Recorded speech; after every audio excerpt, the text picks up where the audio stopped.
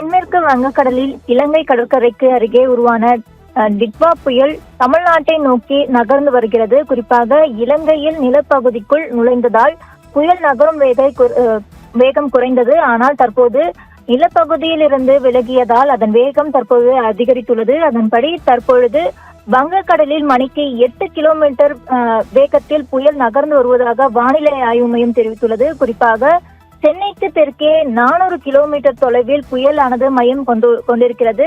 இது மேலும் வடமேற்கு நோக்கி நகர்ந்து நாளை வட தமிழ்நாட்டை நெருங்கும் என்று வானிலை ஆய்வு மையம் குறிப்பிட்டுள்ளது.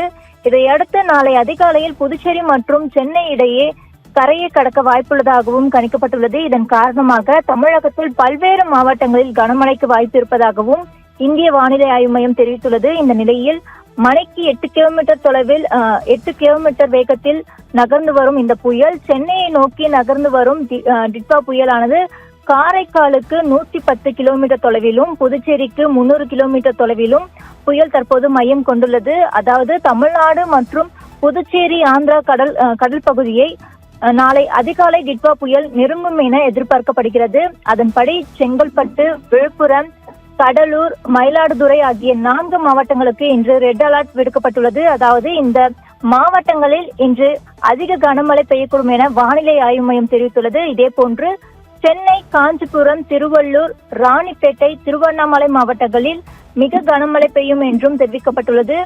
புதுச்சேரியிலும் அதிக கனமழை பெய்யலாம் என வானிலை ஆய்வு மையம் எச்சரிக்கை விடுத்துள்ளது. மேலும் சேலம், கள்ளக்குறிச்சி, பெரம்பலூர், திருச்சி, அரியலூர் மாவட்டங்களிலும் மிக கனமழை பெய்யக்கூடும் என கூறியுள்ள வானிலை மையம் தஞ்சாவூர், புதுக்கோட்டை, திருவாரூர், நாகை மாவட்டங்களில் மிக கனமழைக்கு வாய்ப்பு இருப்பதாகவும் தெரிவித்துள்ளது. அதன்படி சென்னையை பொறுத்தவரை நகரின் சில இடங்களில் மட்டும் மிக கனமழைக்கு வாய்ப்பு இருப்பதாகவும் வானிலை ஆய்வு மையம் தெரிவித்துள்ளது. ரெடி விவரங்களுக்கு நன்றி நந்தினி. டிட்வா புயலின் நகரும் வேகமானது 8 கிலோமீட்டராக அதிகரித்து காணப்படுகிறது. முக்கிய செய்தியாக பார்க்கும் விவரங்களை செய்த நந்தினி வழங்கியிருக்கின்றனர்.